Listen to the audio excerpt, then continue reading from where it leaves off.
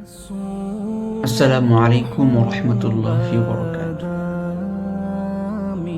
আজকে বুক ভরা কষ্ট এবং ভারাক্রান্ত হৃদয় নিয়ে কিছু কথা শেয়ার করতে চাচ্ছি। এই যে আমাদের এত সুন্দর একটি বাংলাদেশ ছিল, আমি বলবো আমাদের বাংলাদেশ সুন্দর ছিল যতদিন পর্যন্ত আমাদের বাঙালি মানুষদের ভিতরে একতা ছিল। যে কোনো কাজে সবাই একসাথে যখন আমরা ঝুঁকে পড়তাম, তখন আমাদের বাংলাদেশটা সুন্দর ছিল। কোনো অন্যায় হলে সেই অন্যায়ের বিরুদ্ধে আমরা প্রতিটা মানুষ যখন আমরা এক হয়ে এর প্রতিবাদ জানাতাম, তখন আমাদের এই বাংলাদেশটা সুন্দর ছিল। আজ আমি বলবো, আজ সেই রঙিন, সেই সুন্দর, সেই ভালোবাসা পূর্ণ বাংলাদেশ আমরা আমাদের চোখের সামনে হারিয়ে ফেলছি। আর সেই হারিয়ে ফেলার অন্যতম কারণ হচ্ছে আমরা নিজেরা। আমরা প্রতিটা মানুষ স্বার্থপর হয়ে যাচ্ছি। দিনে দিনে আমাদের হৃদয় শক্ত পাথরের মতো হয়ে যাচ্ছে। আমাদের চোখের সামনে কোনো অন্যায় হলে আমরা সেটাকে অন্যায় মনে করি না। আমার এক ভাই কোনো দুঃখ, আমার ভাইয়ের, আমার পার্শ্ববর্তী ভাইয়ের কোনো দুঃখ, কোনো কষ্ট আমার হৃদয়ে লাগে না, যতক্ষণ পর্যন্ত আমার উপর সেই অন্যায় অবিচারটা হবে, ততক্ষণ পর্যন্ত আমার হৃদয় গলে না। এতটা শক্ত হৃদয় হয়ে গিয়েছে আমরা আজ, প্রতিটা বাঙালি মানুষ, প্রতিটা বাঙালি। আজকে আমি দেশের যে পরিস্থিতি এখন, এগুলো নিয়ে তো কিছু বলার নেই। আমরা এতটাই স্বার্থপর যে যারা আমরা দেশের জন্য কিছু করতে পারছি না, যারা করার চেষ্টা করছে, তাদের পাশে দাঁড়ানোর মতো মন মানসিকতা পর্যন্ত আমাদের নেই। আমরা এতটা স্বার্থপর মানুষ হয়ে গিয়েছি, প্রতিটা মানুষ। আজকে দেশের জন্য যারা লড়াই করলো জুলাইতে, কত মায়ের বুক খালি হলো, কত পরিবার সঙ্গহীন হলো।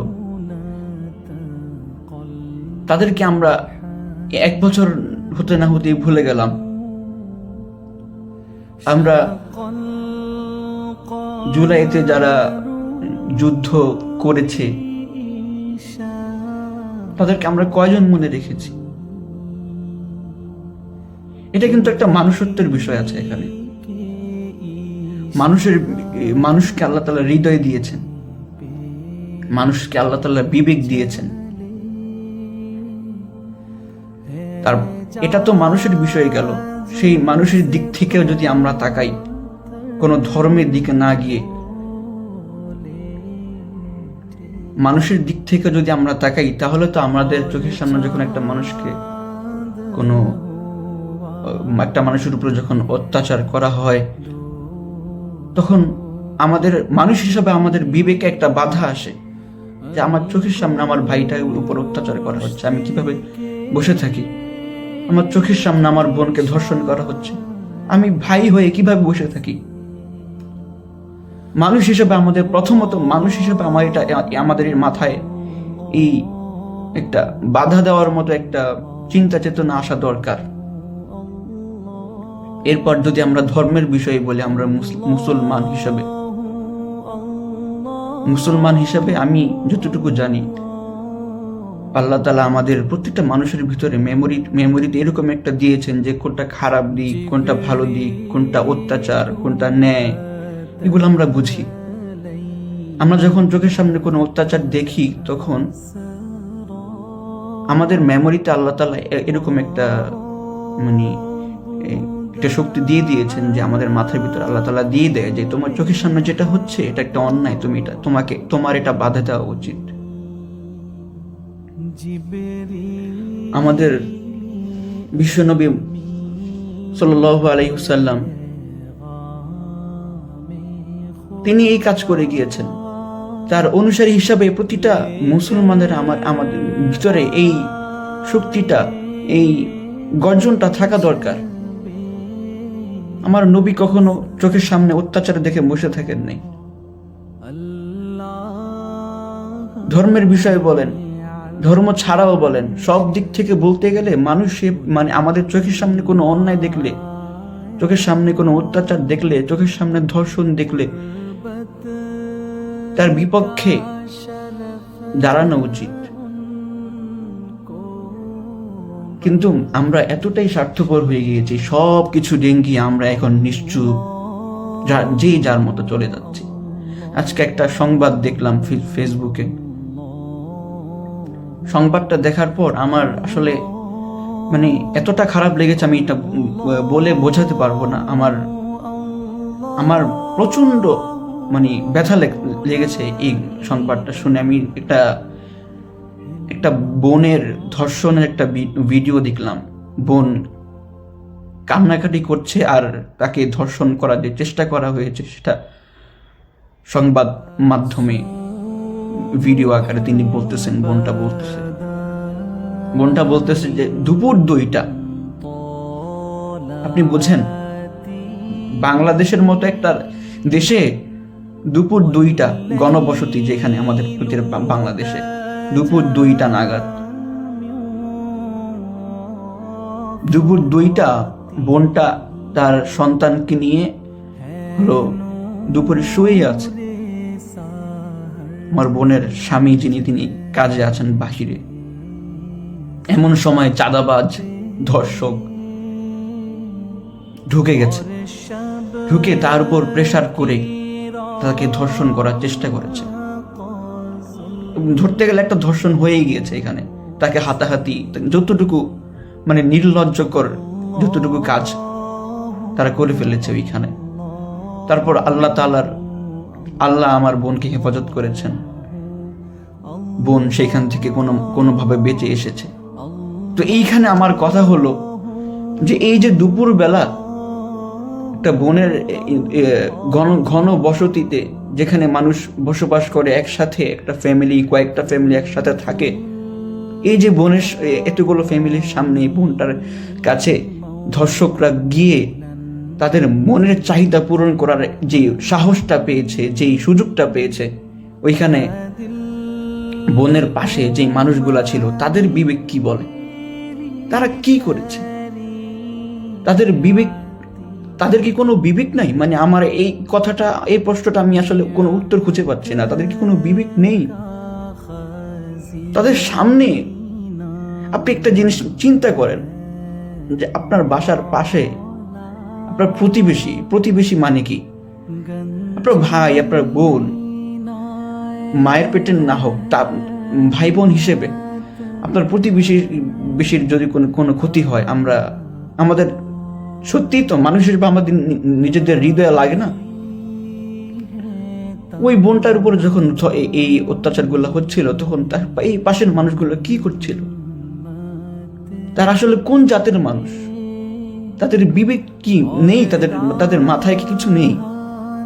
তাদের হৃদয় বলতে কি কিছু নেই? এটা তো আজকের ঘটনা। এর আগে 2 দিন আগে এরকম হয়েছে, তার আগে এরকম হয়েছে, প্রতিনিয়ত হচ্ছে। প্রতিটা দেশের প্রতিটা জায়গায় এক এক রকম হচ্ছে। চুরি হচ্ছে, ডাকাতি হচ্ছে, চাঁদাবাজি হচ্ছে। এগুলো করার সাহস পাচ্ছে কিভাবে? আপনার আমার কারণে। আপনার আমার ভিতরে ওই মানুষত্ব বোধ নেই। প্রতিবাদ করার যে একটা হিম্মত, যেই সাহস, এই সাহসটুকু আমাদের নেই। আমরা এতটা ভীরু মানুষ, আমরা এতটা কাপুরুষ। আমরা মরার পর কি জবাব দিবেন আপনি? আল্লাহর সামনে কি জবাবটা আপনি দিবেন? আমি দিব, কি দিব জবাব?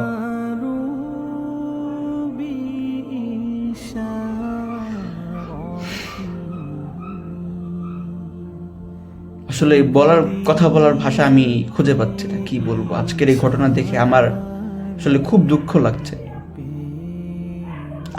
আমি বসে আছি, অন্য অন্য যে ধর্ষণ হচ্ছে এটা তো অনেক দূরে আছে, কি করব, আমাদের কিছু করার নেই। যতক্ষণ না পর্যন্ত আমার উপরে এরকম কোনো ঘটনা ঘটতেছে, আপনি আমার কোনো হুঁশ নেই। আমরা আমাদের মতো স্বাধীন চলাফেরা করছি।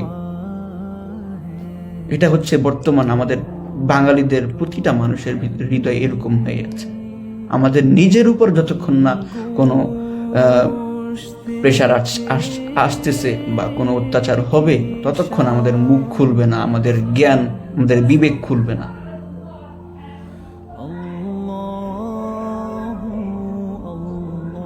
আমি আসলে কোনো ভিডিও করি না। আসলে আজকে এই ঘটনাটা দেখার পর আমার আসলে কিছু করতে মন চাচ্ছে।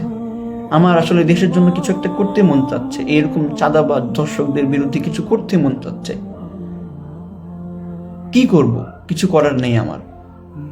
কিন্তু আমার মতো যদি আরো 10 জন ভাই যদি আমরা একসাথে হই, আমরা অনেক 10 জন করে আরো 10 জন যদি আমরা একসাথে হই, এরকম করে আমরা যদি 100 জন 200 জন মানুষ, এরকম করে আমরা পুরো বাংলাদেশের প্রতিটা মানুষ যদি আমরা একসাথে একতা হয়ে কাজ করতে পারি, ইনশাআল্লাহ আমাদের চেষ্টা ফলাফল দিবেন আল্লাহ। আমাদের চেষ্টা ফলাফল দিবেন আল্লাহ, ইনশাআল্লাহ। আল্লাহ তাআলা আমাদের সবাইকে সহিহ বুঝ দান করুন। আমাদের সবার বিবেক আল্লাহ তাআলা খুলে দেন। আমাদের বুঝার, চলার, অন্যায়, অবিচার, ধর্ষণ এগুলো বুঝার শক্তি যেন আল্লাহ তাআলা আমাদের সবাইকে দিয়ে দেন। আসসালামু আলাইকুম ওয়া রাহমাতুল্লাহি।